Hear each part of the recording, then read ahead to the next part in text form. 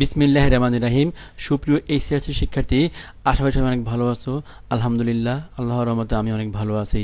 প্রিয় শিক্ষার্থী, আজকে তোমাদের সাথে আমি অ্যাকাউন্টিং ফার্স্ট পেপারের জাবেদ অধ্যায়ের খুবই ইম্পর্টেন্ট কিছু এন্ট্রি নিয়ে আলাপ করব। আমার বিশ্বাস এই এন্ট্রিগুলো পারলে তোমাদের বেসিকটা অনেক স্ট্রং হবে। আর এই এন্ট্রিগুলো যে বই থেকে নেওয়া হয়েছে সেটা হচ্ছে আমার লেখা এই অ্যাকাউন্টিং পাওয়ার বই থেকে।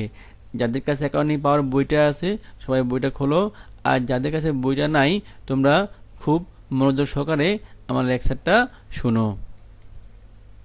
প্রিয় শিক্ষার্থী, দেখো আমাদের আজকে হলো লেকচার 5।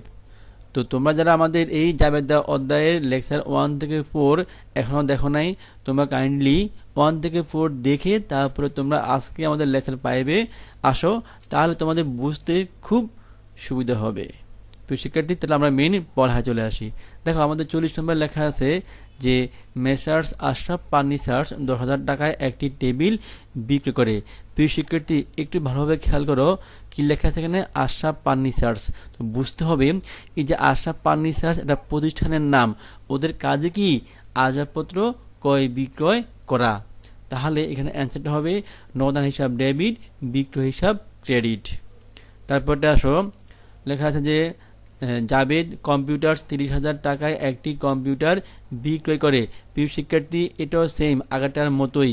দেখো জাবেদ কম্পিউটার্স এদের কাজটাই কি কম্পিউটার ক্রয় বিক্রয় করা। সো এখানে অ্যান্সারটা হবে নগদান হিসাব ডেবিট, বিক্রয় হিসাব ক্রেডিট। প্রিয় শিক্ষার্থী, তারপরটা আসো, লেখা আছে ম্যানেজারের কমিশন চার্জ করার পূর্ববর্তী মুনাফার উপরে 10% কমিশন পাবে। একটু খেয়াল করো, এই যে 42 নম্বর লেখা আছে পূর্ববর্তী, আর আমার যে লেখা আছে 43 নম্বর এখানে লেখা আছে পরবর্তী মুনাফার উপর। প্রিয় শিক্ষার্থী খেয়াল করো, পূর্ববর্তী এবং পরবর্তী, এখানে স্টুডেন্টরা বুঝার বলে খুব ভুল করে। আর এই দুইটা এন্ট্রি খুবই ইম্পর্টেন্ট তোমাদের যে ইউনিভার্সিটি ভর্তি পরীক্ষা এই ধরনের প্রশ্ন আসে। আর বিশেষ করে তোমাদের ইন্টারমিডিয়েট লেভেলে যখন আমরা আর্থিক অবস্থা বিবরণী পড়াই তখন দেখি সমন্বয়ের মধ্যে এই ধরনের এন্ট্রি অনেক থাকে। প্রিয় শিক্ষার্থী, তাহলে আমরা একটু মেইন পড়াখায় আসি। তো এখানের মধ্যে একটু খেয়াল করো 42 নম্বরের পূর্ববর্তী মুনাফার উপর লেখা আছে। এখন ধরো পূর্ববর্তী লেখাটা থাকুক আর কিছু নাই থাকুক, আমরা এক সিস্টেমই করব, অর্থাৎ আমরা সরাসরি বের করব। সরাসরি বলতে বোঝানো হয়েছে এই যে আমাদের 70,000 টাকা আছে, আমরা এই 70,000 টাকার উপরে 10% বের করব, যেটা হবে সেটা হবে অ্যান্সার। তাহলে এখানে অ্যান্সারটা হবে কিছু কমিশন পাবে, যেহেতু পাবে মানে কমিশন দিতে হবে, এখন দেওয়া হয় নাই মানে বকেয়া আছে। সেখানে অ্যান্সারটা হবে কমিশন হিসাব ডেবিট, বকেয়া কমিশন অথবা পদেয় কমিশন ক্রেডিট। তো শিক্ষার্থী যদি বলতো কমিশন দেওয়া হলো তাহলে কিন্তু কি বসতো কমিশন ডেবিট নগদান ক্রেডিট, যেহেতু পাবি দিতে হবে মানে বকেয়া আছে। সো অ্যান্সারটা হবে কমিশন হিসাব ডেবিট, বকেয়া অথবা পদেয় কমিশন ক্রেডিট।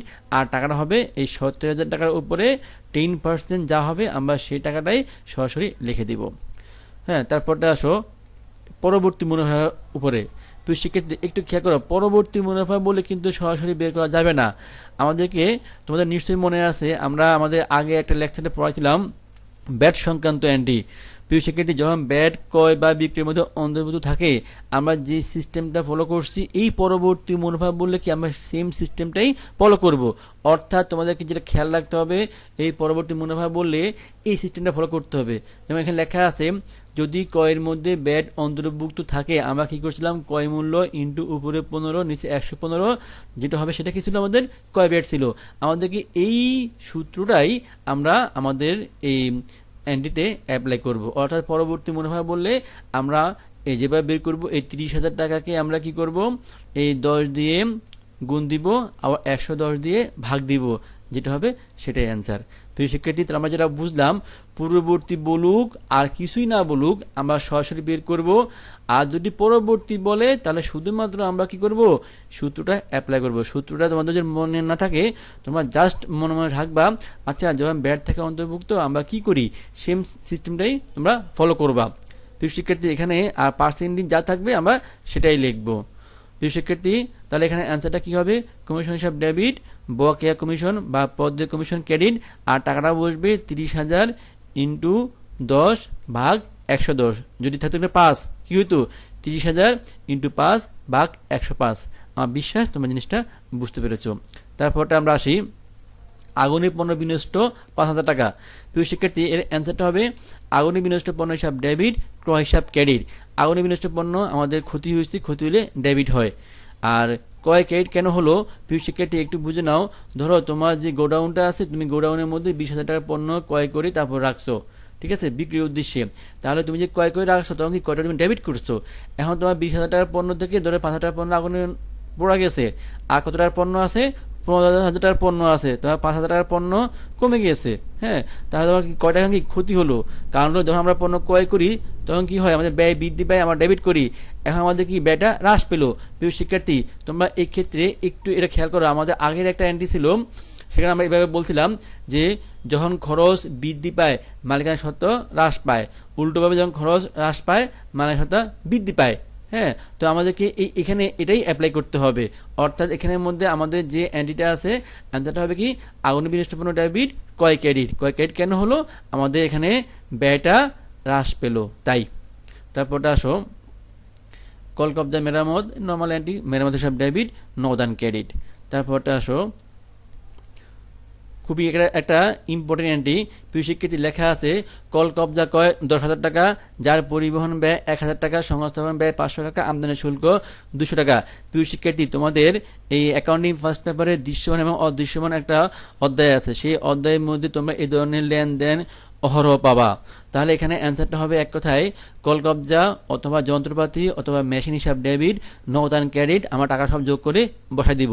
প্রিয় শিক্ষার্থী, আমাদের অনেক শিক্ষার্থী যে ভুলটা করে, ওরা লেখে এরকম কল কবজা বা যন্ত্রপাতি হিসাব ডেবিট করে, পরিবহন ডেবিট করে, সংস্থাপন ডেবিট করে, আমদানি শুল্ক ডেবিট করে, আর নগদান ক্রেডিট করে। না, এবার দিলে অঙ্কটা হবে না। তাহলে কি করতে হবে, এখানে আমাদের অ্যান্সারটা হবে যে কল কবজা বা যন্ত্রপাতি বা মেশিন হিসাব ডেবিট, নগদান ক্রেডিট।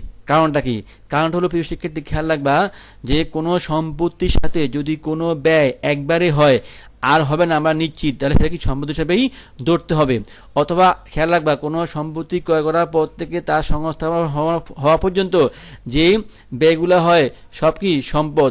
আমরা বাস্তবের উদাহরণ দিই। প্রিয় শিক্ষার্থী, ধরো তোমার একটা কারখানা আছে, তুমি সেই কারখানার জন্য একটা মেশিন ক্রয় করছো চায়না থেকে। তো তুমি চায়নাতে যখন ক্রয় করছো, তুমি কি টাকাটা একবারে দিয়ে দিচ্ছ, আর দেওয়া লাগবে না। তুমি চায়না থেকে যখন তুমি বিমান দিয়ে নিয়ে আসছো, তোমার এই যে পরিবহন ব্যয়টা একবারে গেছে, আর লাগবে না। তুমি এরপরে আনার পরে তুমি একটা মিস্ত্রি দিয়ে সেটা ফিটিং করছো, তাহলে তোমার মেশিন এই ফিটিং করার জন্য তুমি মিস্ত্রিকে যে টাকা দিছো, তোমার কি এই ব্যয়টা জীবনে আর লাগবে না, একবারে শেষ। তুমি এই মেশিনটা যখন তুমি এয়ারপোর্ট থেকে বের করছো, সরকারকে একটা ট্যাক্স দেওয়া লাগে, সেটা আমদানি শুল্ক। এই আমদানি শুল্ক কি তুমি একবার দিছো, তুমি আর দিবা না। তাহলে এই যে ব্যয়গুলো হয়েছে এগুলোকে একবারে হয়েছে, অর্থাৎ এগুলো সবগুলো কি সম্পদ হিসাবেই ধরতে হবে। প্রিয় শিক্ষার্থী, আরেকটা কথা বললাম যে কোনো ব্যয়, কোনো সম্পত্তি ক্রয় করার পরে তার সঙ্গে যে ব্যয়গুলো হয়, অর্থাৎ সংস্থাপন ব্যয় পর্যন্ত যে ব্যয়গুলো হয় সব কি সম্পদ হিসেবেই ধরতে হবে। ধরো তুমি যেখানে ঘুমাও, হ্যাঁ, তোমার একটা ফ্যান আছে। এখন ধরো তুমি তোমার ফার্স্টে কোনো বাজার থেকে ওই ফ্যানটা ক্রয় করছো 2,000 টাকা দিয়ে, অর্থাৎ তুমি 2,000 টাকা একবারে দিছো, আর তোমার ওই দোকানদারকে দেওয়া লাগবে না। তুমি ওই বাজার থেকে যখন তুমি তোমার বাসাতে রিক্সা দিয়ে সেই ফ্যানটা নিয়ে আসছো, ধরলাম তুমি রিক্সা ভাড়া গেছে 100 টাকা, তোমার 100 টাকা কি জীবন আর লাগবে, আর লাগবে না, একবারে তুমি রিক্সাওয়ালাকে দিয়ে দিছো। তুমি এরপরে একটা মিস্ত্রি ডাক দিয়ে নিয়ে এসে তুমি কি করছো, ওটা ফিটিং করছো। এই যে তুমি মিস্ত্রিকে টাকা 200 ধরলাম, এই 200 টাকা তুমি একবার দিছো, তুমি আর দিবে আর দিবে না। তুমি এরপরে কি করবা, সুইচ দিবে, ফ্যানটা চলবে, অর্থাৎ তুমি বাতাসটা অনুভব করবা। এই বাতাস অনুভব করা পর্যন্ত যে ব্যয়গুলো হয় সব কি সম্পদ। আমার প্রশ্ন হলো, যদি তোমার ফ্যানটা পর নষ্ট হয়, সেটা কিন্তু সম্পদ না, সেটা হলো কি মেরামত। প্রিয় শিক্ষার্থী, আমার বিশ্বাস তুমি জিনিসটা বুঝতে পেরেছো। তাহলে এখানে অ্যান্সারটা কি হবে, অ্যান্সারটা হবে কল কবজা অথবা মেশিন অথবা যন্ত্রপাতি সব ডেবিট, নগদান ক্রেডিট, আর টাকা সব যোগ করার পর যা হবে আমরা তাই বসাই দিব, অর্থাৎ টাকা হবে 11,700 টাকা। প্রিয় শিক্ষার্থী, তারপরটা আমরা আসি, এটা একটা খুব একটা ইম্পর্টেন্ট অ্যান্টি। প্রিয় শিক্ষার্থী, খেয়াল করো, লেখা আছে যে সজীবীর নিকট হতে আসবাবপত্র ক্রয় করা হলো 20,000 টাকা। হ্যাঁ, তাহলে এই যে সজীবের নিকট হতে আসবাবপত্র ক্রয় করা হলো 20,000 টাকা, দেখো নাম আছে, অর্থাৎ আমরা বাকিতে এটা ক্রয় করছি। এখানে অ্যান্সারটা হবে আসবাবপত্র হিসাব ডেবিট, সজীব হিসাব ক্রেডিট। হ্যাঁ, প্রিয় শিক্ষার্থী, আমি বিশ্বাস তুমি জিনিসটা পারবা। তারপরটা আসো যে ধারে বা বাকিতে যন্ত্রপাতি ক্রয় 50,000 টাকা। প্রিয় শিক্ষার্থী, এখানে যন্ত্রপাতি হিসাব ডেবিট হবে, আর যেহেতু লেখা আছে ধারে বা বাকিতে, আমরা এখানে লিখবো সরবরাহকারী লিখবো আমরা। এখানে অ্যান্সারটা হবে যন্ত্রপাতি হিসাব ডেবিট, সরবরাহকারী হিসাব ক্রেডিট। প্রিয় শিক্ষার্থী, যদি তোমরা এখানে পাওনাদার বা পদ হিসাব লেখো তাও হবে, কিন্তু আধুনিক সিস্টেমে পাওনাদার বা পদ হিসাবটা না লেখাই উচিত। আমরা তাহলে কি লিখবো? যন্ত্রপাতি হিসাব ডেবিট, সরবরাহকারী হিসাব ক্রেডিট। তারপরে আসে আমরা লেখা আছে পুরাতন আসবাবপত্র বিক্রয়, নর্মাল একটা এন্ট্রি, নগদ হিসাব ডেবিট, আসবাবপত্র হিসাব ক্রেডিট। তোমরা সবাই এটা পারো, তাই আমি আর ডিটেলস আলাপ করবো না। তারপরে আসো যন্ত্রপাতি 1000 টাকায় বিক্রি করা হয়েছে, যার বই মূল্য 1500 টাকা। প্রিয় শিক্ষার্থী, একটু খেয়াল করো, বই মূল্য মানে হলো কি পুস্তক মূল্য, হ্যাঁ, বা কয় মূল্য। এখানে আর আমি ডিটেলস আলাপে না গিয়ে আমি জাস্ট মূল কথাটা বলতেছি। ধরো তুমি একটা যন্ত্রপাতি বা মেশিন তুমি বিক্রি করছো 1000 টাকা দিয়ে, তুমি ক্রয় করছো, অর্থাৎ তোমার ক্রয় মূল্য হলো সেটা 1500 টাকা। তোমার কি লাভ না লস হলো? তোমার লস হলো, কারণ তুমি যে জিনিসটা ক্রয় করছো ধরলাম 1500 টাকা দিয়ে, তুমি সেটা বিক্রি করছো তুমি 1000 টাকা দিয়ে, তোমার লস হয়েছে 500 টাকা। আর আমাদের কি লসটা কি হয়? আমাদের ডেবিট হয়। তার আমরা পাইছি কত টাকা? 1000 টাকা। নগদ হিসাব ডেবিট 1000 টাকা, বিক্রয়জনিত ক্ষতি হিসাব ডেবিট 500 টাকা, আর মেশিন হিসাব ক্রেডিট হবে 1500 টাকা। বিশ্বাস তোমরা অ্যান্ডিটা বুঝতে পেরেছ। তারপরে আমরা আসি, আসবাবপত্র 2000 টাকায় বিক্রি করা হয়েছে, যার বই মূল্য 800 টাকা। আগেটার মতোই, বই মূল্য মানে ক্রয় মূল্য। ধরো তুমি একটা আসবাবপত্র ক্রয় করছো 800 টাকা দিয়ে, তুমি বিক্রি করছো 2000 টাকা, তোমার লাভ না লস হলো? তোমার লাভ হলো। কত টাকা? 1200 টাকা। তাহলে তুমি কি লিখবে অ্যান্টিটা? আর অ্যান্টি হবে নগদ হিসাব ডেবিট 2000 টাকা, তারপরে আসবাবপত্র হিসাব ক্রেডিট 800 টাকা, আর বিক্রিজনিত লাভ হিসাব ক্রেডিট 1200 টাকা, কারণ লাভ কি হয়? ক্রেডিট হয়। প্রিয় শিক্ষার্থী, আবার বলতেছি, নগদ হিসাব ডেবিট 2000 টাকা, আসবাবপত্র হিসাব ক্রেডিট 800 টাকা, বিক্রিজনিত লাভ হিসাব ক্রেডিট 1200 টাকা। 1200 টাকা কই থেকে আসলো? 2000 মাইনাস 800 সমান 1200 টাকা তোমার লাভ হয়েছে, সেই লাভটা কি হবে? ক্রেডিট করতে হবে। তারপরে আসো প্রিয় শিক্ষার্থী, দেখো এখানে লেখা আছে যে খুচরা যন্ত্রাংশ তৈরিতে 1000 টাকার কারবারি পণ্য ব্যবহার করা হলো। প্রিয় শিক্ষার্থী, একটু খেয়াল করো, কারবারি পণ্য মানে কি? আমরা যে পণ্যটা বিক্রি করব সেটাই। আর খুচরা যন্ত্রাংশ মানে কি? ধরো তোমার যে অফিসটা, তোমার যে কারখানাটা বা কারবারটা, তোমার সেই কারবারের মধ্যে তোমার এসি আছে, এসিটা তোমার কি হলো? নষ্ট হয়ে গেল। কিন্তু তোমার যে বিজনেসটা, তোমার বিজনেসটা হলো ইলেকট্রনিক্স বিজনেস। হ্যাঁ, তুমি সে কি করো? তুমি এই যে এসি বা এসি বিভিন্ন যন্ত্রাংশ, বা তুমি এই যে ইলেকট্রনিক্স বিভিন্ন যন্ত্রপাতি তুমি বিক্রি করো। তোমার এসিটা ঠিক করতে গিয়ে তোমার যে বিক্রয়ের জন্য যে পণ্য আছে, তুমি সেই পণ্য থেকে তুমি একটা পার্টস নিয়ে এসিটা ঠিক করছো। তাহলে অ্যান্সারটা এখানে কি হবে? খুচরা যন্ত্রাংশ বা যন্ত্রপাতি হিসাব ডেবিট, ক্রয় হিসাব ক্রেডিট। কেন ক্রেডিট হবে? আমি যেহেতু যে পণ্যটা বিক্রি করতাম সেটা আমি বিক্রি না করে কি করছি? ব্যবহার করছি। সো আমার কি হলো? এখানে আমার ব্যয়টা হ্রাস পেয়ে গেল। সো এখানে কয়টা ক্রেডিট করতে হবে? অর্থাৎ এখানে অ্যান্সারটা হবে খুচরা যন্ত্রাংশ অথবা যন্ত্রপাতি হিসাব ডেবিট, ক্রয় হিসাব ক্রেডিট। তারপরটা আসি আমরা, সমাপনী মজুত পণ্য 10,000 টাকা, নর্মাল এন্ট্রি, সমাপনী মজুত পণ্য হিসাব ডেবিট, ক্রয় হিসাব ক্রেডিট। প্রিয় শিক্ষার্থী, তারপরটা আমরা আসি শিক্ষানবিশ সালামি উপভাড়া প্রাপ্তি। আমরা জানি নগদ টাকা পাইলে কি হয়? ডেবিট হয়। এখানে আমরা টাকা পাইছি, নগদ হিসাব ডেবিট, আমাদের আয় হয়েছে, আয় হলে কি হয়? ক্রেডিট হয়। সেটা হবে নগদ হিসাব ডেবিট, শিক্ষানবিশ সালামি বা উপভাড়া প্রাপ্তি অথবা উপভাড়া হিসাব ক্রেডিট। আমরা এখানে অ্যান্সার লিখবো নগদ হিসাব ডেবিট, শিক্ষানবিশ সালামি ক্রেডিট, আর যদি থাকে উপভাড়া, আমরা উপভাড়া ক্রেডিট লিখবো। প্রিয় শিক্ষার্থী, তারপরে আমরা আসি শুল্ক, আমদানি অথবা রপ্তানি শুল্ক, অর্থাৎ এগুলো সব ব্যয়। ব্যয় হইলে কি হবে? ডেবিট হবে। অর্থাৎ যে কোনো ব্যয় থাকলে আমরা সেই নামটা লিখে দিব। এখানে ধরো লেখা আছে শুল্ক বা আমদানি শুল্ক বা রপ্তানি শুল্ক, যে নাম থাকবে আমরা সেই নামটা ডেবিট করব, আর আমরা নগদানকে ক্রেডিট করব। ধরো লেখা আছে বেতন দেওয়া হলো, আমরা কি লিখবো? বেতন হিসাব ডেবিট, নগদান ক্রেডিট। ধরো লেখা আছে ভাড়া পাওয়া গেল, কি লিখবো আমরা? নগদান ডেবিট, ভাড়া ক্রেডিট। অর্থাৎ ব্যয় হলে ডেবিট হবে, আয় হইলে ক্রেডিট হবে। নগদ টাকা পাইলে ডেবিট হবে, নগদ টাকা চলে গেলে ক্রেডিট হবে। এটা খেয়াল রাখলে তোমরা কি জিনিসটা বুঝতে পারবা। শিক্ষার্থী, তারপরটা আমরা আসি চেকে বাড়ি ভাড়া দেওয়া হলো, তাহলে কি হবে? বাড়ি ভাড়া হিসাব ডেবিট অথবা ভাড়া হিসাব ডেবিট, আর যেহেতু চেক দিছি ব্যাংক ক্রেডিট, কারণ টাকা ব্যাংক থেকে আমার কমে যাবে।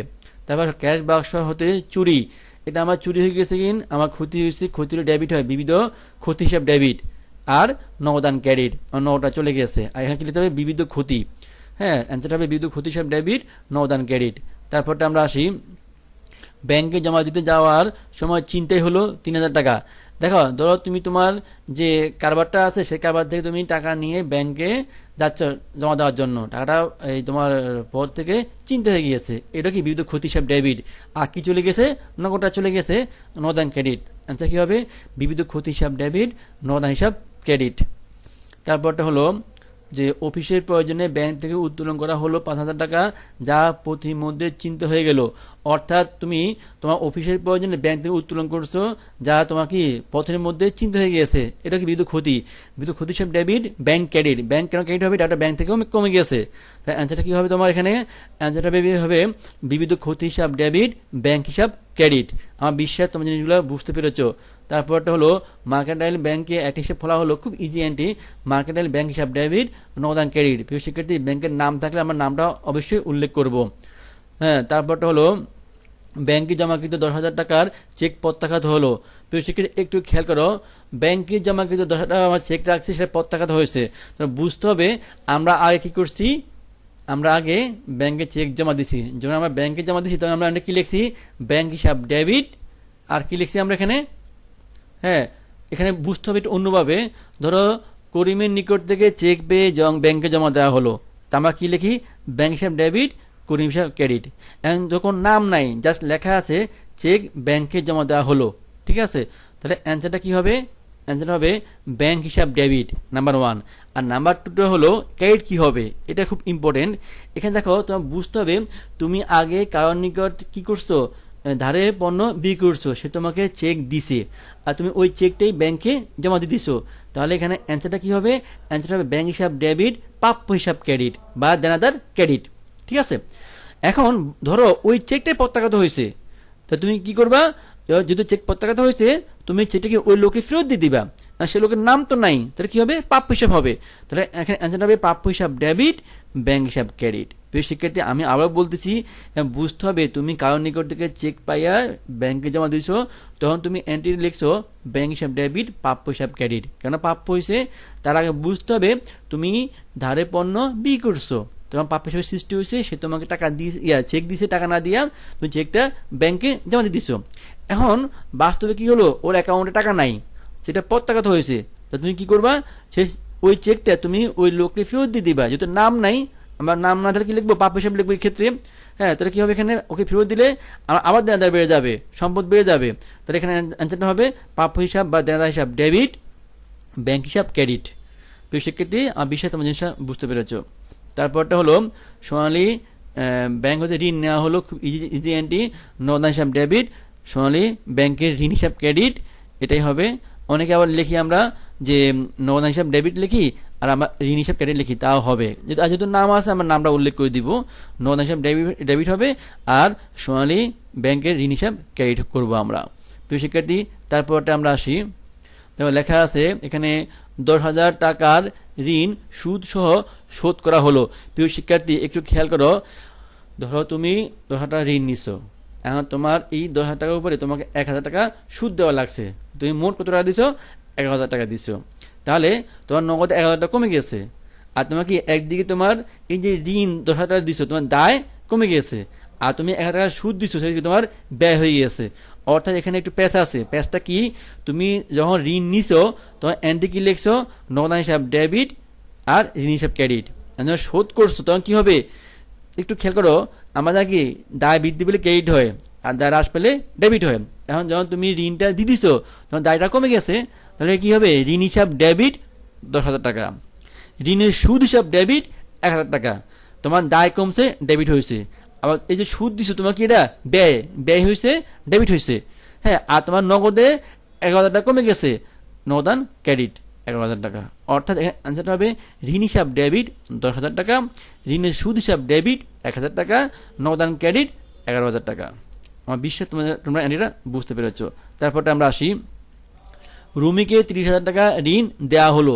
প্রিয় শিক্ষার্থী, ধরো তোমার একটা ফ্রেন্ড আছে রুমি নাম, তুমি রুমিকে ঋণ দিছো, তাহলে কি হবে, তুমি কি ঋণ নেও নাই, ঋণ দিছো, তাহলে অ্যান্সার কি হবে, আমরা এখানে একটু খেয়াল করো, ঋণ দিছি, ঋণটা আমাকে নিই নাই, ঠিক আছে, তুমি টাকা পাবা।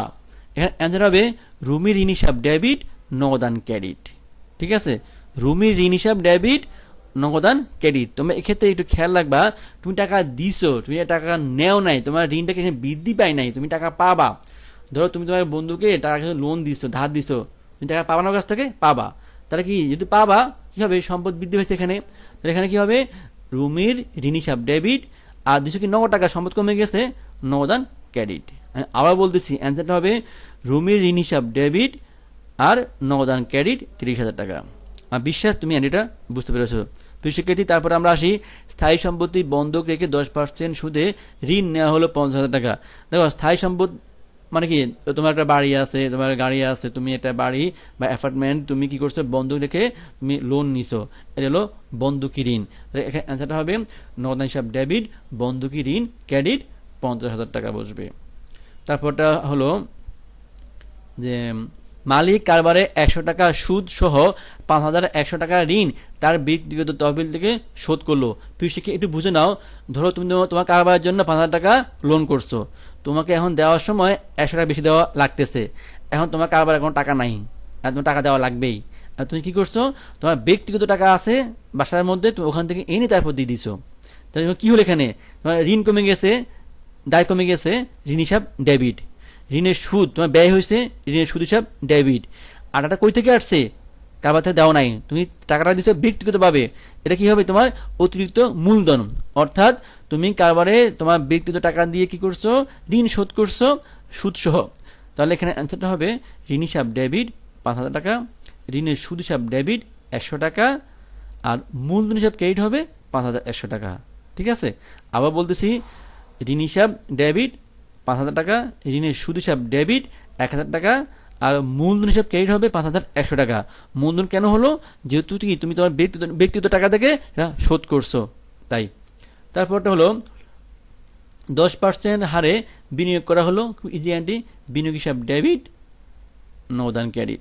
তারপরটা হলো সঞ্চয়পত্র ভাঙানো হলো।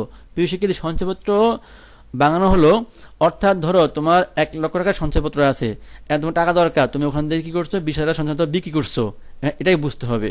তাহলে যখন সঞ্চয়পত্র ক্রয় করা হয়, তা আমরা কি লিখি, বিনিয়োগ লিখি, বিনিয়োগ ডেবিট, নগদান ক্রেডিট। ভাঙাইছো, টাকা নিয়ে আসছো, 20,000 টাকা নিয়ে আসছো, তাহলে কি হবে, নগদান ডেবিট হবে আর বিনিয়োগ ক্রেডিট হবে। প্রিয় শিক্ষার্থী, খেয়াল রাখবা, শেয়ার কয়, সঞ্চয়পত্র কয়, সেভিং সার্টিফিকেট কয়, আমরা এগুলোকে বিনিয়োগ নামেই লিখবো। অর্থাৎ এখানে অ্যান্সারটা কি হবে, যে সঞ্চয়পত্র ভাঙানো হলো, নগদান হিসাব ডেবিট আর বিনিয়োগ ক্রেডিট। তারপরটা হলো চেকের মাধ্যমে শেয়ার কয়, তাহলে শেয়ার মানে কি, বিনিয়োগ, বিনিয়োগ হিসাব ডেবিট, ব্যাংক ক্রেডিট। ব্যাংক কেন হলো, যেহেতু আমাকে চেক দেওয়া আছে। অর্থাৎ এখানে অ্যান্সারটা হবে আমাদের বিনিয়োগ হিসাব ডেবিট, ব্যাংক হিসাব ক্রেডিট। প্রিয় শিক্ষার্থী, তারপরটা আসি আমরা 5,000 টাকার বিনিয়োগ বিক্রি করে 1,000 টাকা মুনাফা অর্জিত হলো। এটা হলো, ধরো তোমার শেয়ার মার্কেটে তুমি শেয়ার ক্রয় করছো, এখন তুমি 5,000 টাকা শেয়ার বিক্রি করছো, বিক্রি তুমি লাভ করছো 1,000 টাকা, অর্থাৎ তুমি 6,000 টাকা মোট পাইছো। তাহলে অ্যান্সারটা হবে নগদান ডেবিট 6,000 টাকা, আর তোমার বিনিয়োগ কত টাকা কমে গেছে, 5,000 টাকার, তাহলে বিনিয়োগ ক্রেডিট 5,000 টাকা, সম্পদ কমলে ক্রেডিট হয়, তোমার লাভ কত হয়েছে, 1,000 টাকা।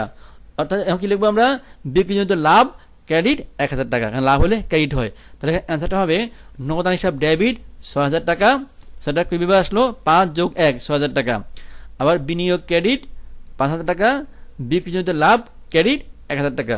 আমি আবার বলতেছি, অ্যান্সারটা হবে নগদান হিসাব ডেবিট 6,000 টাকা, বিনিয়োগ হিসাব ক্রেডিট 5,000 টাকা, বিক্রিজনিত লাভ হিসাব ক্রেডিট 1,000 টাকা। প্রিয় শিক্ষার্থী, আমরা কিন্তু আজকে অনেকগুলো অ্যান্টি আলাপ করছি, তোমাদেরকে আমি রিকোয়েস্ট করবো তোমরা এই অ্যান্টিগুলো একটু সময় নিয়ে ভালোভাবে শুনবা, তাহলে তোমাদের বেসিকটা অনেক স্ট্রং হবে। প্রিয় শিক্ষার্থী, একটু খেয়াল করো, ধরো তোমরা ক্লাসরুমে আছো, যখন টিচার পড়াচ্ছে তোমাদেরকে কি খাতা কলম নিয়ে থাকতে হয়, তোমরা সেম এই অ্যান্টিগুলো নোট করবা আর তোমরা বারবার শুনবা।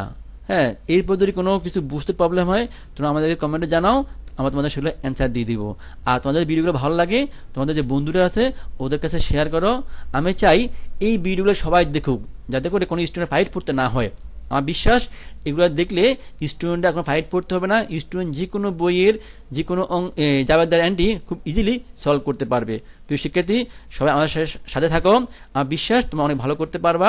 তোমরা এই ফেসবুক, তোমাদের এই ইউটিউবে, অন্যান্য সাইডে, অর্থাৎ এই নাচ গান, এই অযথা সময় নষ্ট না করে তোমরা এই সমস্ত এডুকেশনাল টিউটোরিয়ালগুলো দেখো, শিক্ষামূলক ভিডিওগুলো দেখো, তোমাদের অনেক লাভ হবে, তোমরা অনেক উপকৃত হবা। প্রিয় শিক্ষার্থী, তাহলে তোমরা আজকে এই পর্যন্ত, তোমরা সবাই ভালো থাকো। আল্লাহ হাফেজ।